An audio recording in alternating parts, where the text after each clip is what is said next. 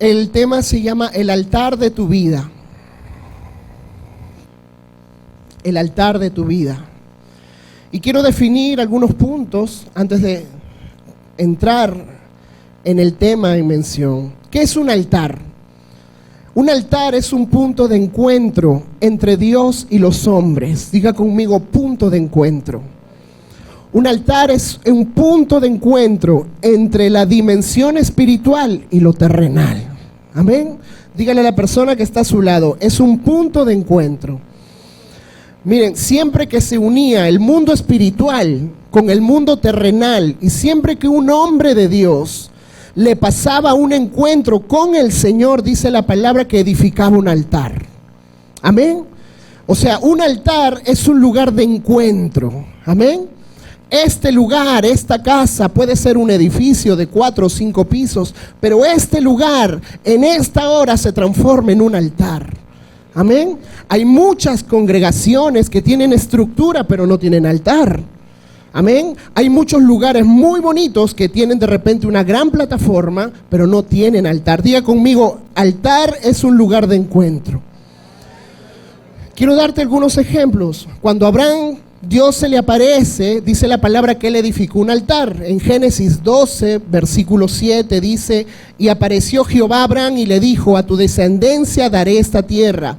¿Y qué hizo Abraham? Inmediatamente se encontró con el mundo espiritual, se encontró con el Señor y dice, y edificó allí un altar a quien le había aparecido.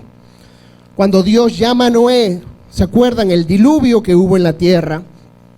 40 días y Dios le da la orden en Génesis 8, le dice, ok, Noé, ahora vas a salir con tu esposa, con tus hijos.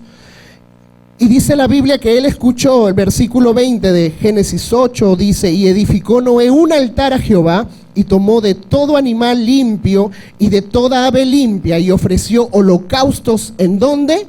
En el altar. Diga conmigo, altar es un lugar de encuentro. Dios le da a Moisés el diseño del tabernáculo, cómo lo iba a hacer. El diseño del cielo Dios le muestra a Moisés y le dice cómo tenía que ser, la medida que tenía que ser el tabernáculo, cómo lo iba a hacer. Diga conmigo, un altar. El Señor le da las medidas, le da los elementos que tenía que usar. Y ustedes saben que en el tabernáculo que Moisés hizo habían 3 lugares. El lugar santísimo, donde estaba el arca del pacto, que significaba la presencia de Dios, el lugar santo, y entrando a ese lugar, al tabernáculo, estaba un altar. Diga conmigo, un altar. En el cielo, el libro de Apocalipsis te menciona que hay un altar. Diga conmigo, altar. Hoy usted se va a aprender esa palabra, hermano. Amén. El altar siempre fue el punto de encuentro. Y quiero que me ponga toda la atención, por favor. El altar siempre fue el punto de encuentro. Altar es un lugar donde tú provocas al mundo espiritual. Altar es un lugar donde algo pasa en el mundo espiritual. Cuando hay un altar, tú estás provocando el mundo espiritual. Se llama el mundo espiritual. Se activa, diga conmigo, se activa el mundo espiritual. Quiero que vayamos, estoy poniendo esto para comenzar, quiero que sustentemos esto en el libro de Jueces. Libro de Jueces, capítulo 17. Si lo tienen, por favor, amén. Vamos a leer algunos versículos. Dice, hubo un hombre del monte de Efraín, pongan atención, por favor, que se llamaba Micaía, el cual dijo a su madre, los 1100 siglos de plata que te fueron hurtados, acerca de los cuales maldijiste y de los cuales me hablaste, he aquí el dinero está en mi poder. Yo lo tomé. Entonces la madre dijo, ¿qué dijo la madre? Bendito seas de Jehová, hijo mío. Y devolvió los 1000 siglos de plata a su madre. Y su madre le dijo, en verdad he dedicado el dinero a Jehová por mi hijo, para hacer una imagen de talla y una de fundición. Ahora pues yo te lo devuelvo. Versículo 4 dice, mas él, Micaía, devolvió el dinero a su madre. Y tomó su madre 200 siglos de plata y los dio a un fundidor, quien hizo de ella una imagen de talla y una de fundición, la cual fue puesta en la casa de Micaía. Y este hombre, Micaía, tuvo casa de dioses e hizo efod y terafines y consagró a uno de sus hijos para que fuera su sacerdote. Leemos esta palabra, hermano, que está en Jueces, y tal como en la mañana nos explicaba el pastor, en este tiempo no había un rey. Dice la palabra que todo el mundo hacía lo que quería, todo el mundo hacía lo que le venía en gana. Entonces nos encontramos, póngame por favor el Jueces, nos encontramos con esta historia, y ustedes me dirán, Carlos, ¿qué tiene que ver esta historia en todo esto? Miren, es sencillo. Acá vemos a un hombre que se llamaba Micaía, y él tenía una madre. Micaía había tomado un dinero, la Biblia dice que fue 1100 siglos de plata. Micaía lo había agarrado, lo había hurtado, lo había guardado, lo había escondido. ¿Cuál es el problema acá? Inmediatamente dice que su mamá se da cuenta del robo que había tenido. Esta familia tenía mucho dinero. ¿Y su mamá qué hace? Dice la palabra que su mamá maldice. Maldijo su mamá. ¿Por qué? Por lo que le habían robado. Entonces Micaía, al verse de repente confrontado con la respuesta de su mamá, dice la palabra que Micaía confiesa.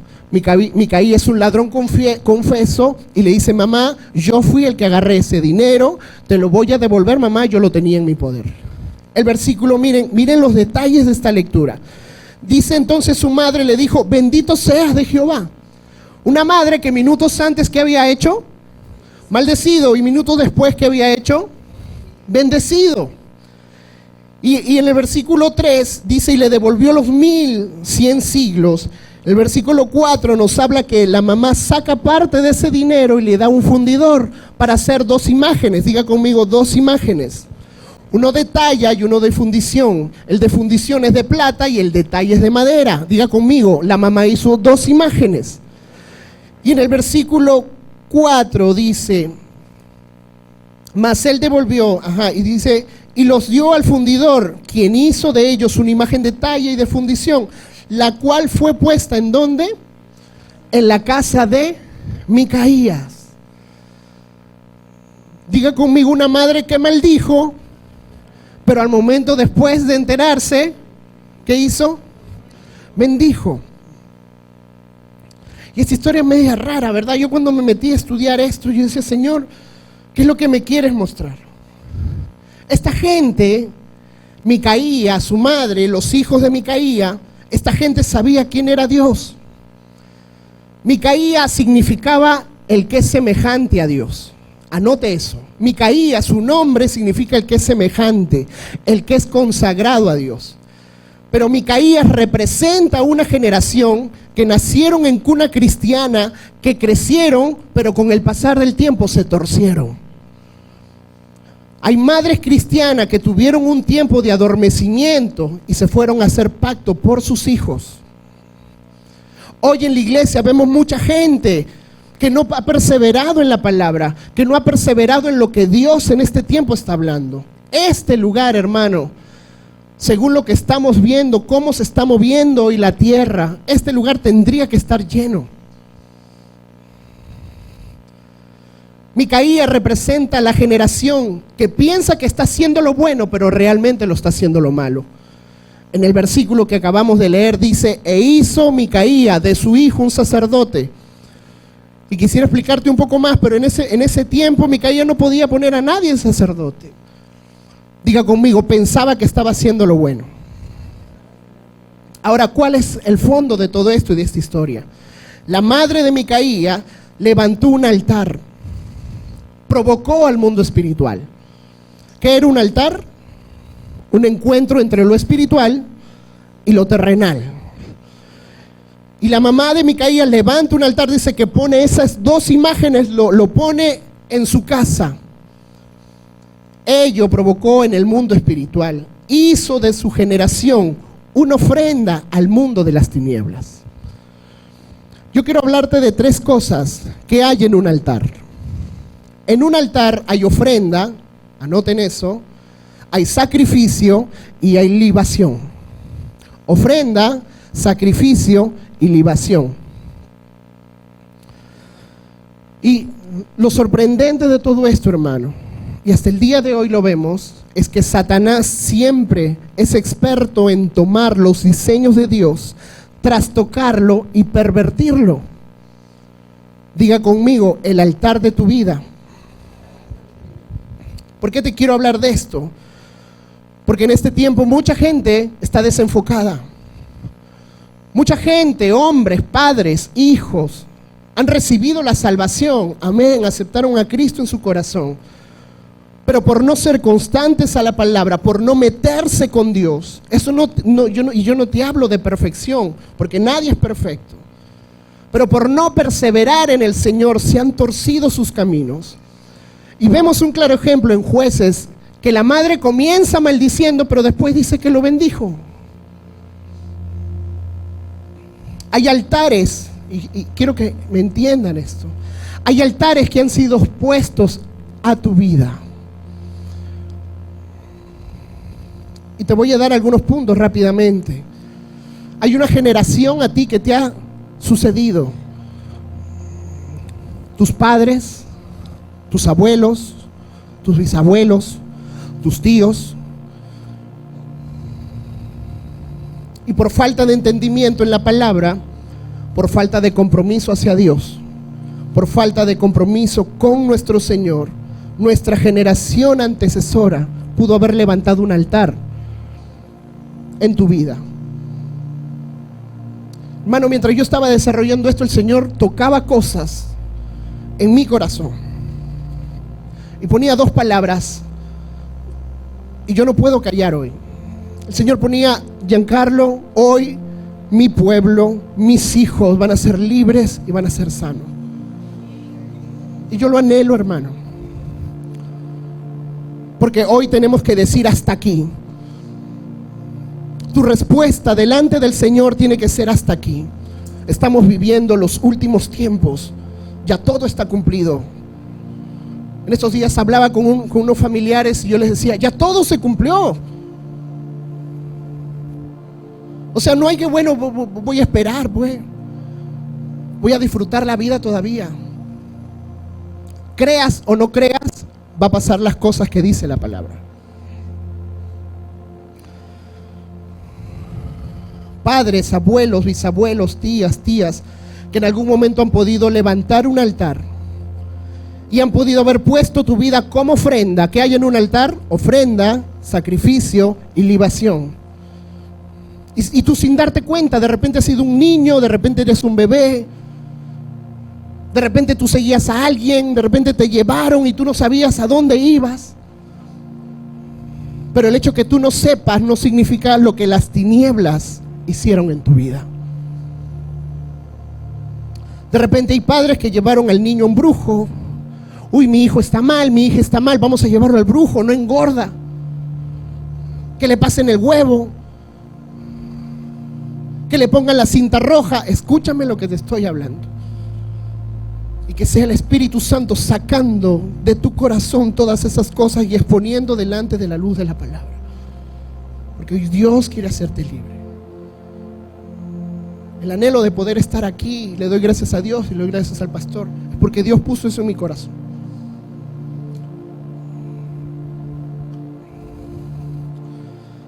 De repente en algún momento te pusieron una cinta roja, te pasaron el huevo, te pusieron un caracol en el bolsillo y tú no te diste cuenta. Pero ¿sabes qué? En el mundo espiritual ya había un encuentro, porque tú eras la ofrenda en ese momento de ese altar que se había levantado.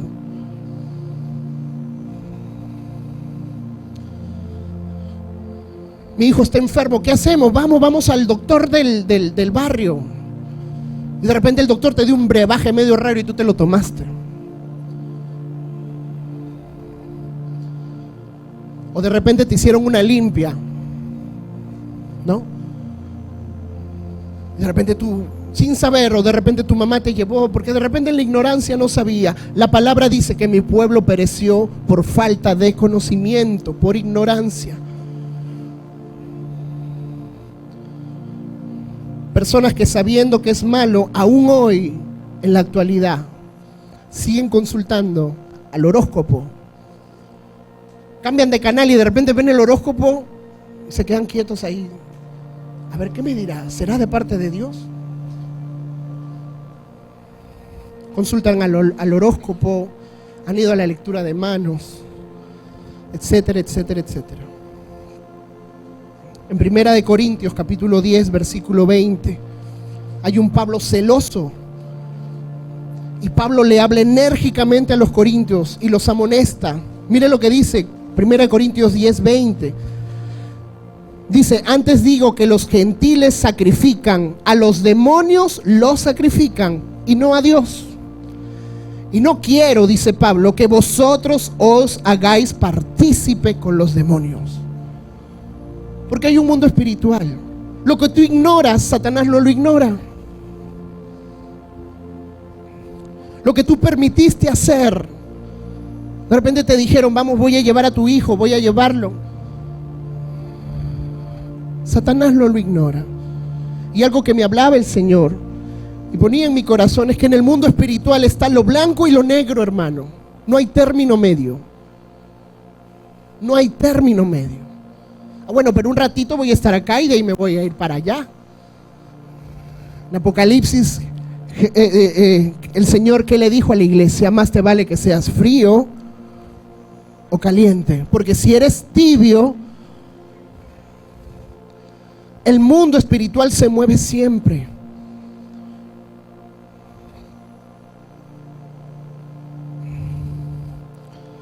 Otra cosa que ha podido pasarte es de repente haberte puesto asignación de padrinos. Y de repente la mamá, al ver al tío que tenía dinero para que te regale los zapatos, para que te regale el vestido, para que te regale la camisa, le dijo, bueno, tú vas a ser el padrino de mi hijo.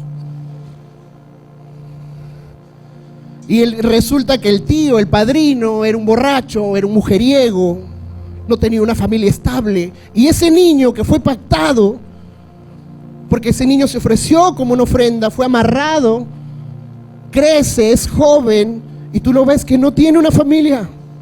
Tú lo ves borracho, y de repente el padre dice, pero ¿por qué mi hijo me salió así? ¿No será, hermano, que algo pasó en el mundo espiritual y no te diste cuenta? Diga conmigo, el altar de tu vida. ¿Sí me están entendiendo? Amén. Padres que le pusieron padrinos a sus hijos. Y resulta ser que ese mismo patrón de ese hombre, de esa mujer que pusieron a tu hijo, de repente por agradecimiento, de repente para que la persona se viera comprometida, hoy ese mismo patrón de ese hijo que ya está grande, es lo mismo que su padrino, que su madrina. Diga conmigo, nombre significa identidad. Y también voy a hablar de esto. ¿Ustedes conocen el calendario de los santos? ¿Han visto alguna vez? ¿Saben de lo que estoy hablando? ¿Viven aquí en la tierra? ¿Ah? Por ejemplo, si nacieron, voy a poner un ejemplo, si nacieron el 3 de abril, tú te vas a llamar el santo que nació, que se le rinde culto, se llamó, no sé, Gregorio. Y de repente, no, pero como nació mi hijo el 3 de abril, yo le voy a poner Gregorio. Yo quiero que abras tu corazón. Porque literalmente, hermano, hay un estancamiento en la iglesia. Dice la Biblia que el Señor espera a su iglesia ataviada, arreglada y preparada. Y hoy la iglesia está distraída en cualquier otra cosa.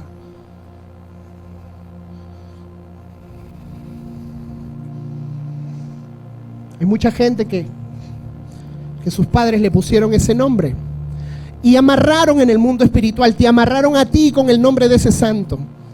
Y cada vez que ese santo se celebra en algún país, en algún lugar, en alguna ciudad, algo pasa contigo. Porque de ese altar están reclamando tu nombre que fue impuesto por tu padre. Y tú no te diste cuenta.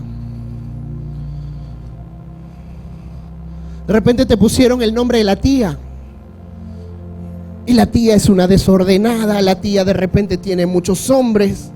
Y tú creces, la niña que es niña, crece en su inocencia, que sigue creciendo y de repente hace lo mismo que hace la tía. Y tú dices, ¿por qué?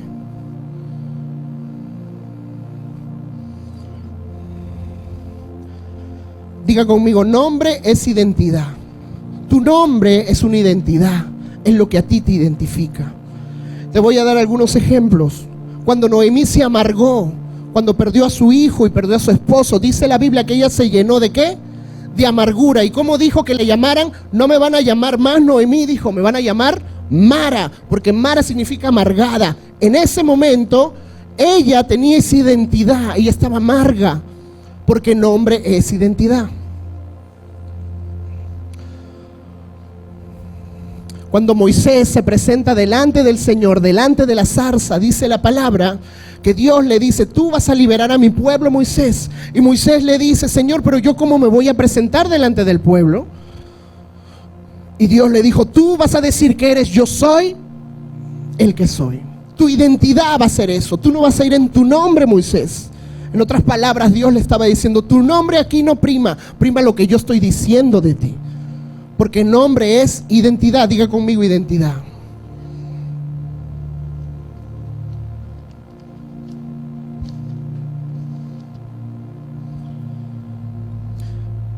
Jacob, ¿qué significaba? Dice la palabra que significaba engañador.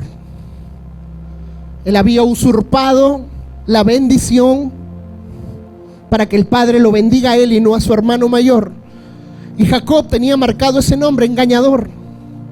Y Dios permite que él suba a Betel y pelee, dice la palabra, y ahí Dios le cambia el nombre. ¿Y cómo le puso? Israel. Israel significa el que luchó por su bendición. Diga conmigo, nombre es identidad. Por eso tú tienes que entender qué nombre le vas a poner a tu hijo, porque tú lo estás atando a un altar. Hay madres, hay padres que pusieron a su hijo sin saber el nombre de un actor de Hollywood, de una televisión. Ay, es que esa novela me trae recuerdos. Las mujeres se ríen más. Tú te vas a llamar, no sé cómo llamar, el Gavilán. La han visto entonces, ¿no? Y resulta que ese Gavilán que era niño, crece. A los 6 años tú lo ves que quiere tener enamorada, novia. A los 10 años tú lo ves que se está tocando. A los 12 años está encerrado en el baño con el celular que le dio mamá, que le dio papá. Diga conmigo identidad. Y a veces hay cosas que pasan en el mundo espiritual y que uno no sabe.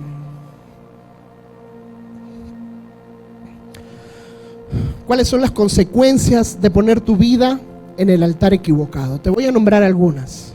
¿Cuáles son las consecuencias que genera todo esto?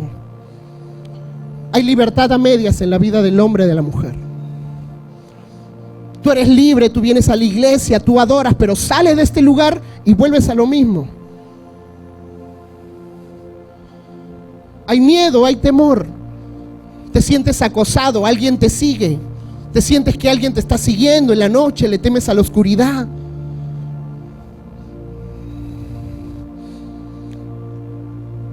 Son personas que se victimizan fácilmente. Son personas con baja autoestima. En estas personas muchas veces hay falta de descanso. Ellos duermen pero no descansan. Duermen 8 horas, duermen 10, voy a dormir 10 horas. Cuando se levantan están igual como se durmieron. Porque hay un altar en el cual ha sido puesto y ese altar te llama en algún momento.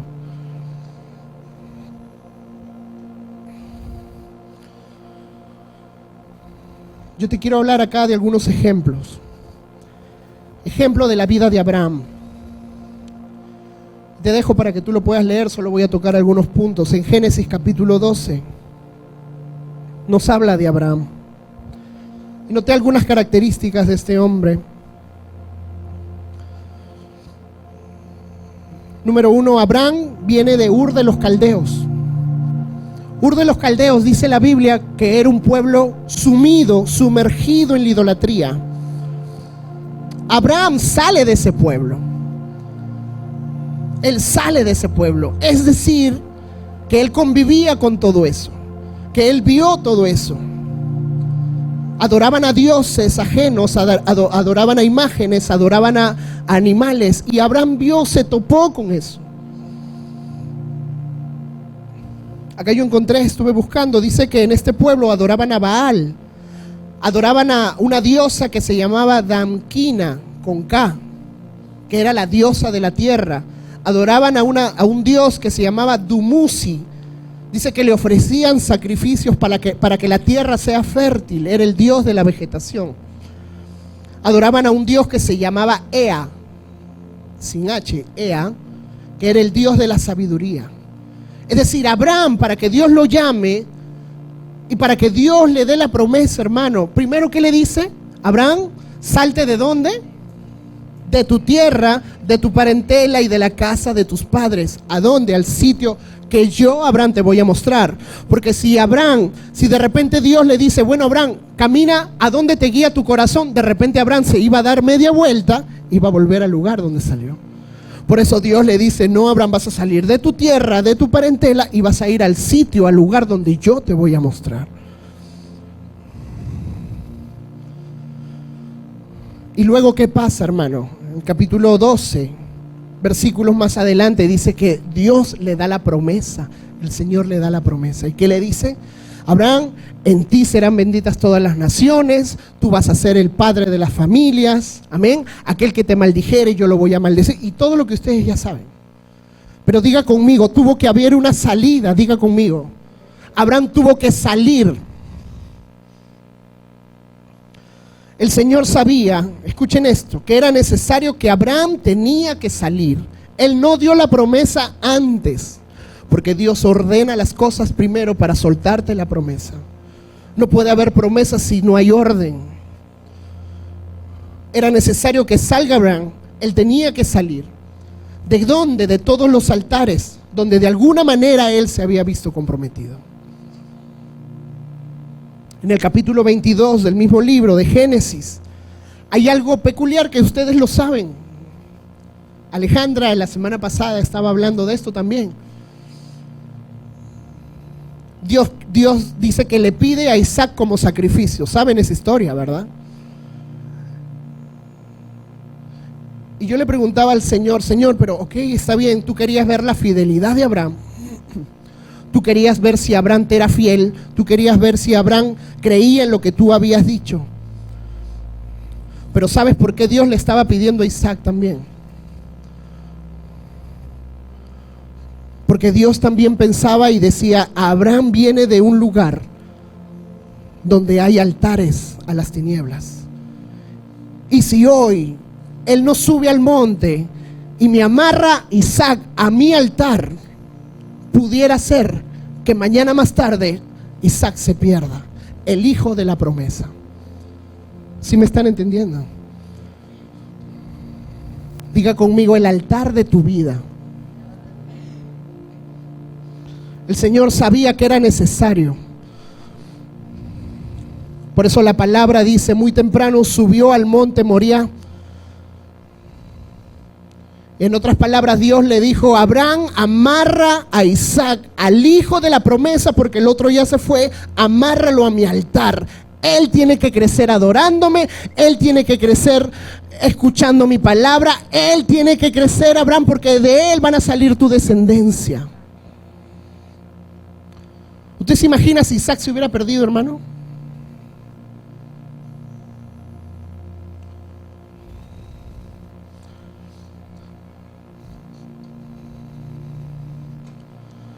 Y hay un ejemplo que también me llamó la atención, la vida de Ana.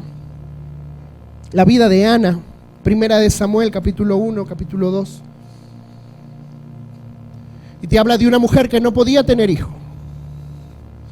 Y dice que era una mujer temerosa del Señor, que iba, que llegaba al lugar, que se arrodillaba, que oraba, que lloraba delante del Señor, que se derramaba, pero no podía quedar embarazada.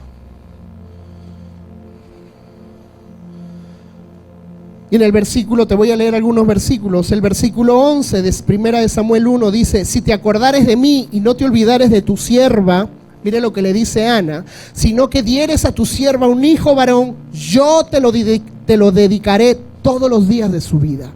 Ana entendió que desde que el niño sea destetado, ese niño tenía que crecer en el altar. Tenía que crecer en la palabra, tenía que crecer viendo a Dios, viendo al Dios de los milagros, no otra cosa, sino tenía que formarse en el altar. Versículo 24 dice, después que lo hubo destetado, dice, lo llevó consigo con 3 becerros, una efa de harina, una vasija de vino, y lo trajo a la casa de Jehová en Silo. Y dice, y el niño era pequeño. Y matando el becerro, trajeron al niño a Elí, el sacerdote, y ella dijo, oh Señor mío, vive tu alma, Señor mío, yo soy aquella mujer que estuvo aquel lugar aquí orando a Jehová. Por este niño oraba, y Jehová me dio lo que le pedí. Yo pues lo dedico también a Jehová, todos los días que viva será de Jehová. Y dice que Ana adoró allí a Jehová.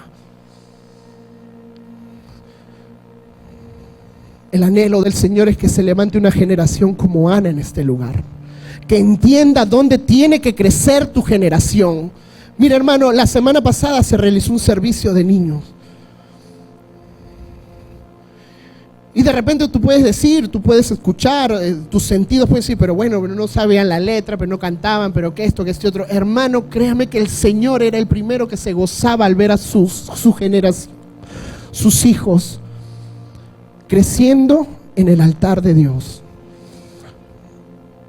Dile a la persona que está a tu lado, esta palabra es para ti. Dígale, muévala ahí con su codito y dígale, esta palabra es para ti. Aleluya.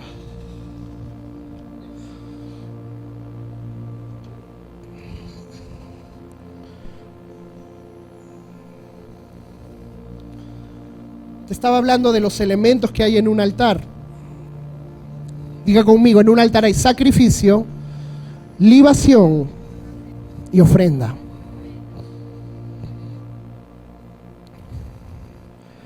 Y quiero que nos metamos rápidamente en la historia de Caín y Abel. Eran 2 hermanos, fueron 2 hermanos. Ustedes saben la historia, todo lo que desencadenó, todo lo que pasó. Bueno, el caso es que Caín nunca imaginó lo que su ensañamiento contra su hermano Abel iba a generar en su generación y en los años que iban a venir. Génesis 4:8, lo voy a leer rápidamente. Génesis 4, versículo 8. Dice, y dijo Caín a su hermano Abel, salgamos al campo. Y aconteció que estando ellos en el campo, Caín se levantó contra su hermano y lo mató. Y Jehová dijo a Caín, ¿dónde está Abel tu hermano? Y él respondió, no sé, ¿soy acaso guarda de mi hermano? Y él le dijo, ¿qué has hecho? La voz de la sangre de tu hermano clama a mí desde la tierra. La palabra libación significa derramamiento de líquido, derramamiento de sangre. Y donde hay libación, donde hay derramamiento de sangre, así tú sepas o no sepas, estás levantando un altar. Esto es tan tremendo, hermano, que el Señor le dice a Caín, después que mató a su hermano, le dice, Caín, ¿qué has hecho? La sangre de tu hermano que tú has derramado en la tierra, esa libación que tú has hecho, clama por mí en el cielo. ¿Cuáles son los 3 elementos del altar?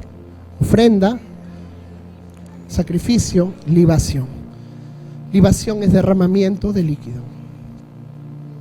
Había una voz, dice la Biblia, que clamaba, y era la voz de Abel, que clamaba, que hasta el último del cielo se escuchaba.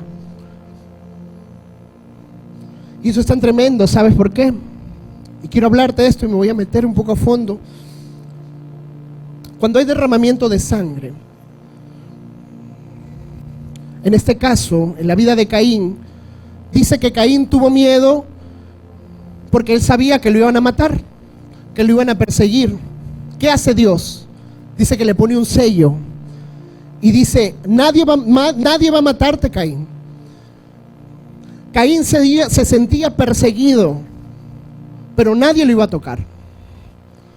Cuando hay libación, cuando hay derramamiento de sangre, hay una persecución, porque la sangre que se ha derramado en el lugar, dice que sube como una voz que clama al Señor.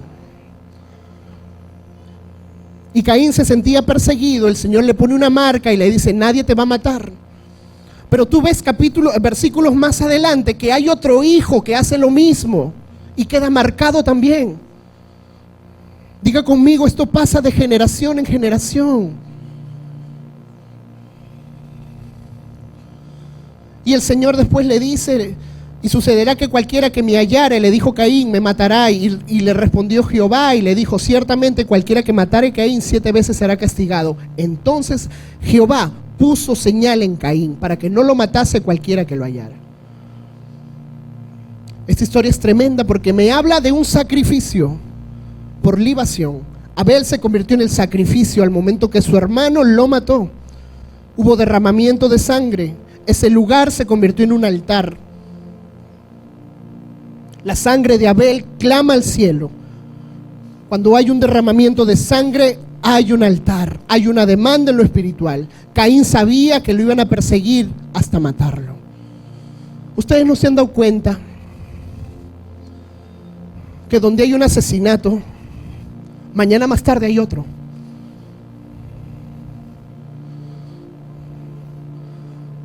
Esas personas, que no voy a decir que son doctores, pero esas personas que hacen esas operaciones a oscuras, esas personas que ayudan a abortar a las mujeres, allí hay libación, hay derramamiento de sangre. Esas personas están con un juicio delante de su cabeza, se sienten perseguidas.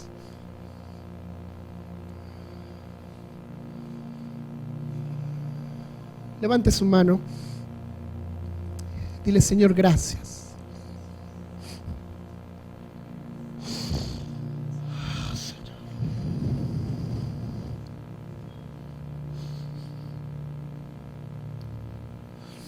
De repente abusaron de ti. De repente te violaron. Hubo derramamiento de sangre.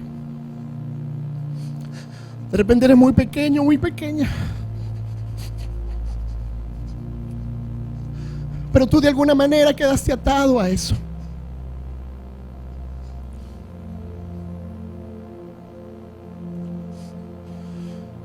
Y sobre esa persona que él cree que no sabe, que nadie supo, que nadie se enteró, sobre él hay juicio. Porque la sangre significa vida. Hay una vida que está clamando por la vida de otro.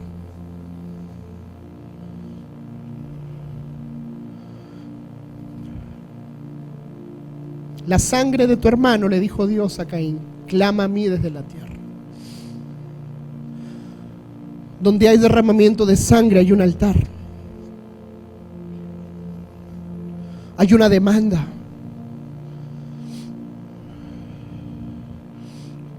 Ustedes se acuerdan cuando Moisés nació y que hizo Faraón, hizo una persecución con todos los varones hebreos, ¿se acuerdan? ¿Y qué hubo ahí, hermano? Hubo una matanza. Faraón le da orden a las parteras y le dicen, todo hijo varón del pueblo hebreo tiene que morir. ¿Qué hubo? Derramamiento de sangre, hubo libación.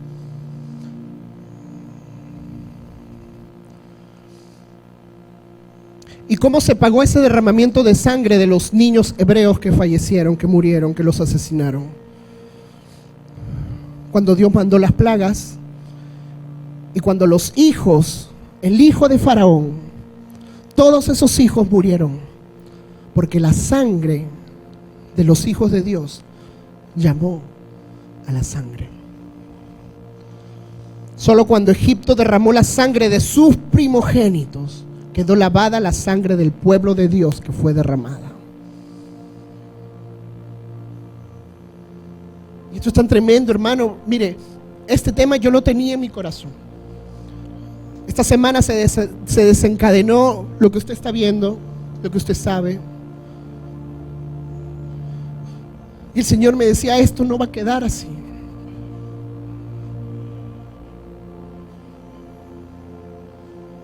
Los judíos podrán ser desobedientes, pero por sobre ellos hay una promesa. Y el pastor decía hoy algo muy tremendo. Años atrás, cuando la orden era terminar con estos pueblos, que no era el pueblo de Dios. En el caso de Saúl, Saúl negoció con el rey Amalek. ¿Se acuerdan? Dice que tomó lo gordo de sus ovejas, de sus vacas. Por eso que Samuel se molesta con Saúl y por eso es arrebatado el trono de la vida de Saúl.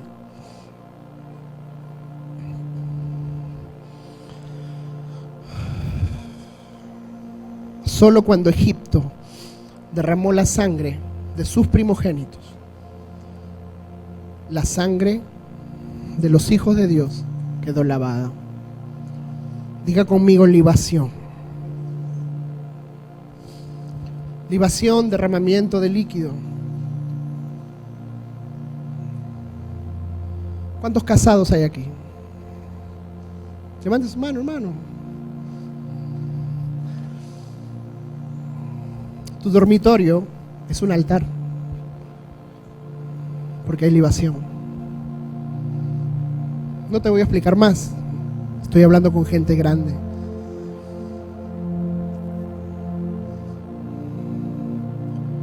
Y el hombre y la mujer tienen que entender que porque hay libación y tu dormitorio, tu cuarto, tu cama, llámalo como lo quieras llamar, hay derramamiento de líquido, tú tienes que entender que tú puedes hacer un altar de inmoralidad o tu lecho puede ser un altar para el Señor.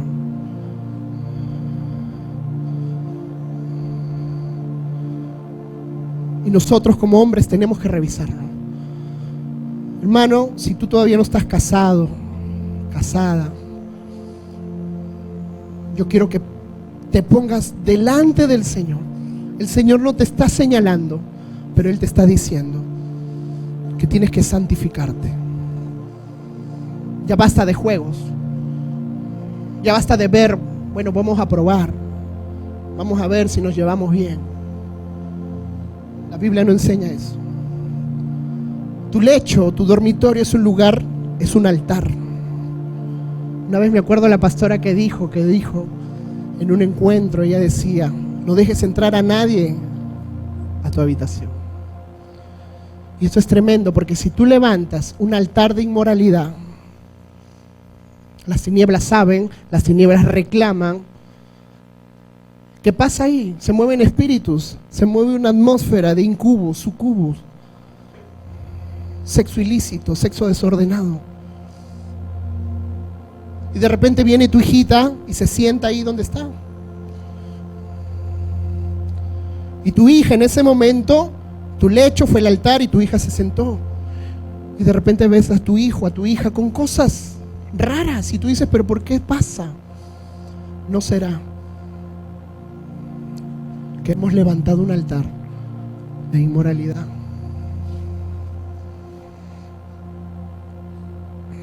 Levante su mano. Dile gracias, Señor. Vamos a darle gracias por unos segundos. Dile gracias, Señor, porque tú me amas tanto, Señor. Tú amas a tu pueblo, Señor. Tu palabra dice, mi Dios, que te busquemos mientras pueda ser hallado, Señor. Aleluya. La mujer para su marido es un altar.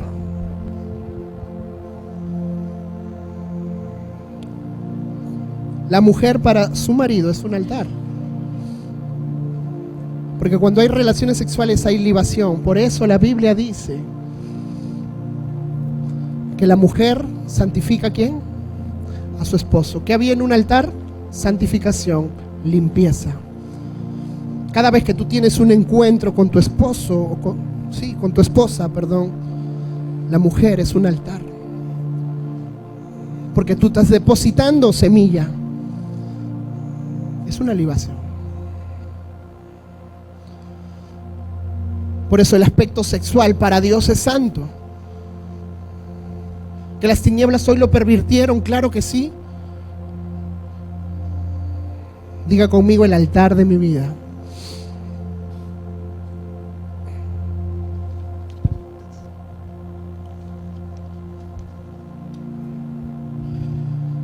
Quiero que vayamos a Jeremías capítulo 7, versículo 18.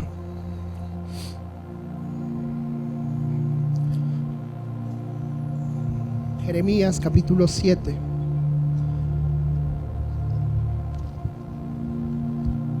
Versículo 18 en adelante.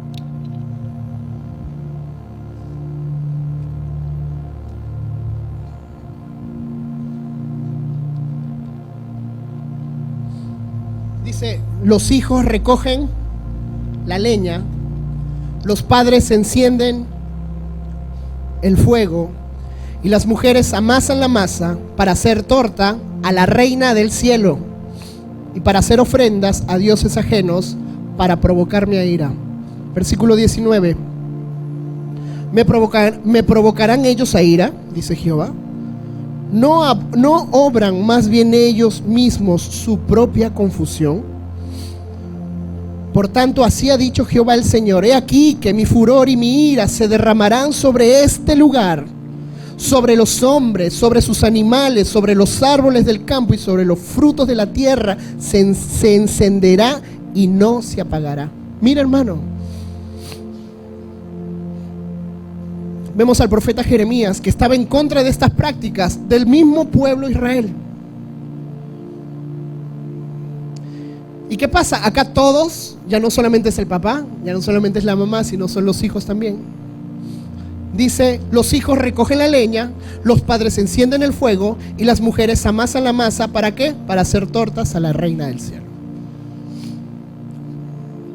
Cuando tus padres te instruían a una religión, no sabían que te estaban atando a un altar de tinieblas.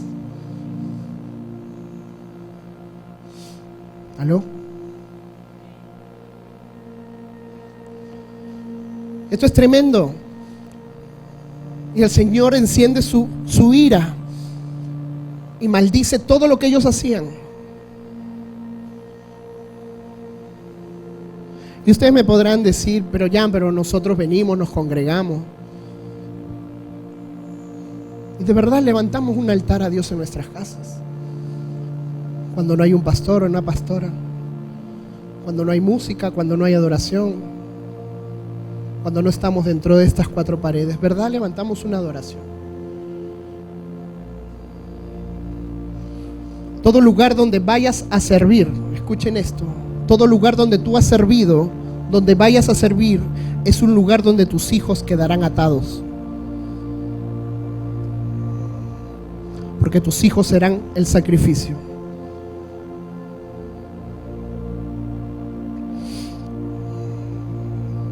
Yo quiero preguntarte hoy: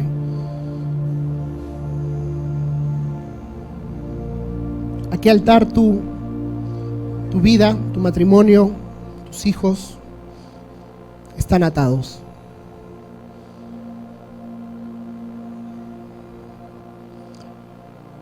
Verdaderamente nuestro esfuerzo, nuestro sacrificio como vida, ¿a dónde se está yendo? ¿A tu trabajo? ¿Es bueno trabajar? Claro que sí. La Biblia dice: el que no trabaje no coma.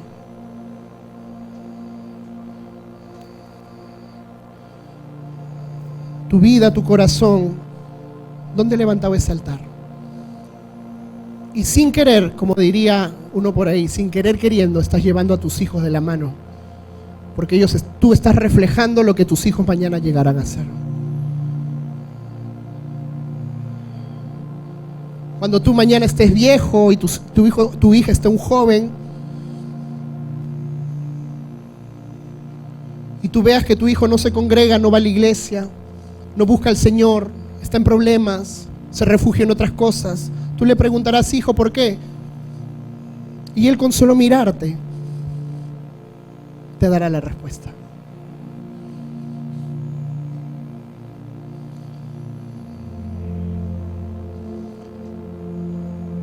Levanta tus manos.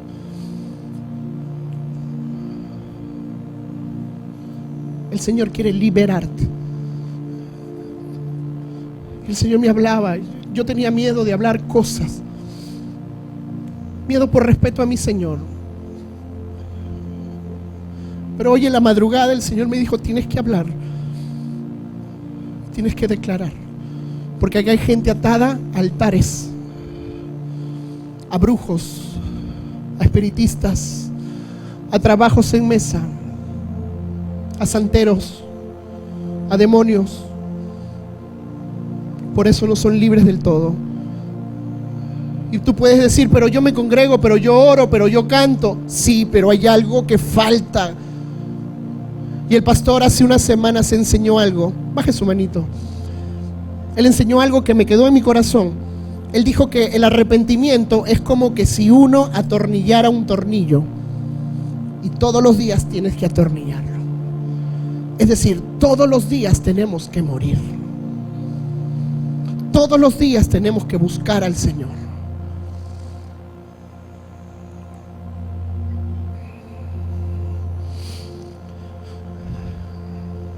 Me causó inquietud cuando la palabra acá dice la reina del cielo. ¿Quién es la reina del cielo? Comencé a buscar por internet, comencé a buscar los diccionarios. Mire, la reina del cielo la llamaban a una diosa de Babilonia que se llamaba Astarte. Y ella es la diosa del desorden sexual, de placeres carnales. Y dice que su culto se realizaba a través de la prostitución sagrada en el altar. Y había libación de agua y vino. La gente se emborrachaba. Ay, no, pero vamos a la fiesta y bueno, si salgo caminando en 2 pies, estoy sano. Y llevas a tu hijo. Tu hijo te ve. Tu hijo absorbe. Mañana más tarde tú te estás lamentando. Yo no quiero señalarte, pero el Señor quiere sanarte, quiere liberarte, quiere liberar a tu generación. Yo le compartí al pastor el día domingo de la semana pasada. Nos fuimos a un parque saliendo de aquí con mis hijos. Siempre los domingos los llevo, que es el día de repente que uno puede estar más con ellos. Nos fuimos a un parque y yo comienzo a ver las noticias que estaban pasando en Israel. Y mi hijo mayor, Jaciel, se pega a mi lado y comienza a ver las noticias. Mira, hermano, a mí me conmovió eso. Jaciel ve, él acaba de cumplir 7 años. No lo han saludado por su cumpleaños. Miren, y Jaciel me dice: papá, ¿qué está pasando? Yo le digo: hijo, el Señor viene pronto. Viene por su iglesia. Mi hijo comenzó a llorar. Está mi esposa testigo. Mi hijo comenzó a llorar y yo pensé que él, por la palabra que yo le había dicho, se había visto asustado. Entonces yo dije: uy, ¿para qué hablé? Mi hijo comenzó a llorar y en su quebranto comenzó a decir: papá, yo me voy con el Señor. ¿Y a cuánta gente he predicado? Papá, vamos de una vez a la casa para predicarle a mi primo, a mi prima, a mi tía. Vamos de una vez, papá.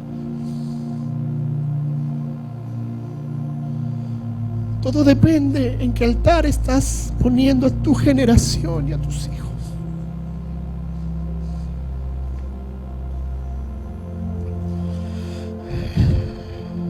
Diosa de Babilonia, desorden sexual, placeres carnales.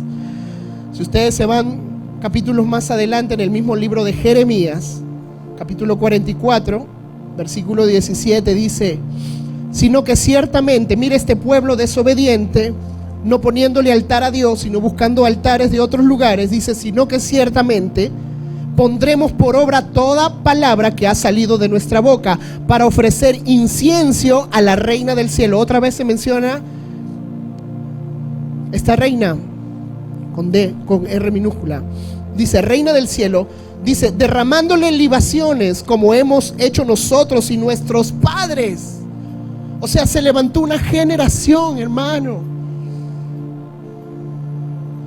Yo sé que tú llegas cansado a casa, yo sé que tú llegas cansada, de repente no tienes fuerza. Pero tienes que sembrarte en tus hijos. Tienen que tener un tiempo con tu esposa, los que están casados, con tu esposo. Tienen que tener un tiempo, tienen que adorar a Dios. Enséñale a tu hijo a adorar a Dios, enséñale a tu hijo a orar. Miren, tremendo esta parte. Dice, hemos hecho nosotros, nuestros padres, nuestros reyes, nuestros príncipes, en las ciudades de Judá y en las plazas de Jerusalén. Y tuvimos, dice esta gente, y tuvimos abundancia de pan y estuvimos alegres y no vimos mal alguno.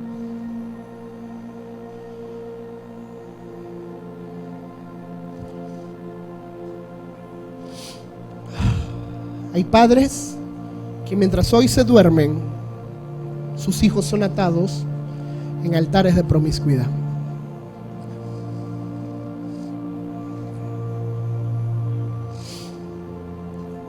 Voy cerrando acá, hermano, que vamos a tener un tiempo de liberación. Que el Señor pueda liberarnos a todos. Que el Espíritu Santo pueda mostrarnos, pueda meterse, pueda expurgar, pueda ver, pueda revisar cada rincón de nuestro corazón. Levíticos capítulo 20, versículo 2.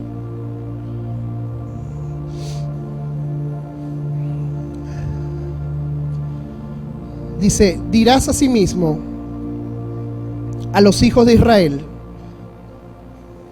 cualquier varón de los hijos de Israel o de los extranjeros que moran en Israel, que ofreciere alguno de sus hijos a Moloc, de seguro morirá. El pueblo de la tierra lo apedrará. Vemos una orden de parte de Dios. Ahora, ¿por qué había una orden? Porque el pueblo le estaba ofreciendo sacrificio a Moloc. Y ahorita te voy a decir quién era Moloc. Ustedes lo pueden buscar también. Moloc era un dios. Era una estatua grande de bronce. Y dice que su barriga tenía como una abertura, como una cueva. Y adentro había mucho fuego. Y había una bandeja. Y dice que el pueblo de Dios sacrificaba a sus hijos a Moloc. El sacerdote agarraba al hijo, lo cargaba, lo ponía en la bandeja y dice que esos niños se sacrificaban al dios Moloc. Y para que la gente, la ciudad no se altere, ¿saben lo que hacían en este rito?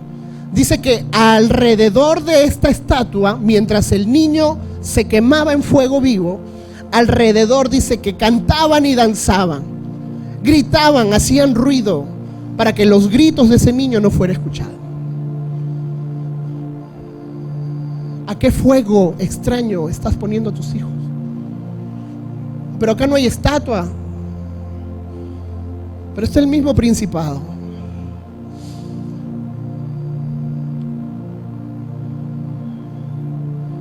Y mientras uno vive la vida loca, mientras tú estás haciendo muchas cosas, mire, le voy a dar una estadística, hermano.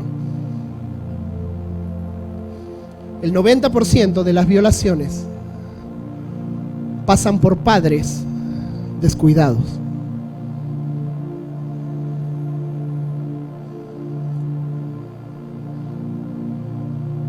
De abusos sexuales por padres que no estuvieron presentes, por padres ausentes. Son padres, pero a la vez no son porque no estuvieron. Este pueblo, duro de servicio, le entregaba a sus hijos a Moloc. Y para que la gente, el pueblo entero, no oyera nada, dice que bailaban alrededor de esta estatua, gritaban.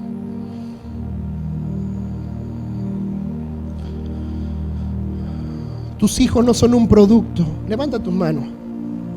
Quiero declarar esta palabra. Tus hijos no son un producto para ofrecer, para mostrarse. No le enseñes a tus hijos la sensualidad.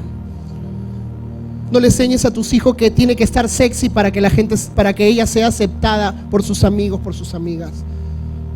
Enséñale el verdadero valor que crece acá en el corazón. Enséñale a amar a Jesucristo. Hoy en día vemos una sociedad perdida totalmente.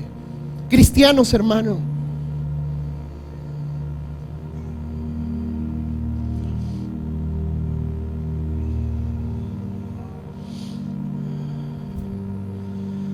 Hay altares en tu nación que te reclaman. Algunos, muchos, hemos venido de otro país, pero allá hemos dejado algo pendiente, algo activado en el mundo espiritual.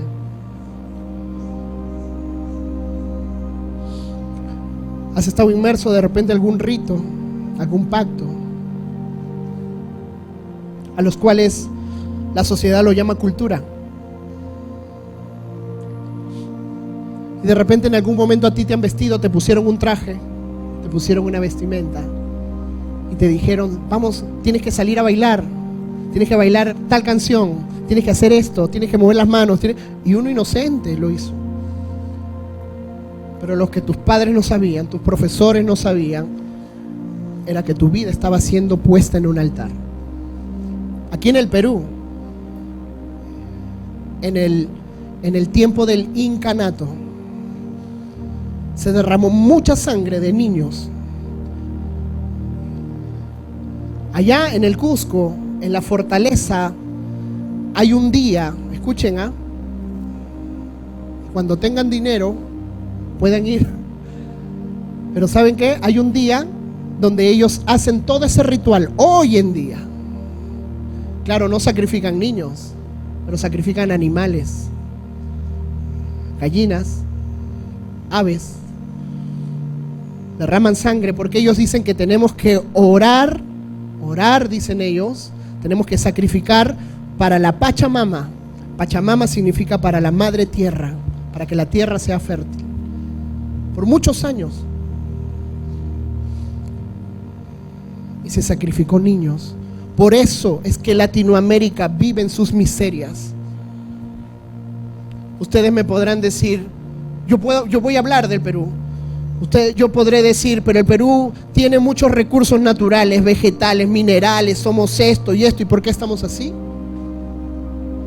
Porque hay ruina en un país rico. ¿A quién se parece?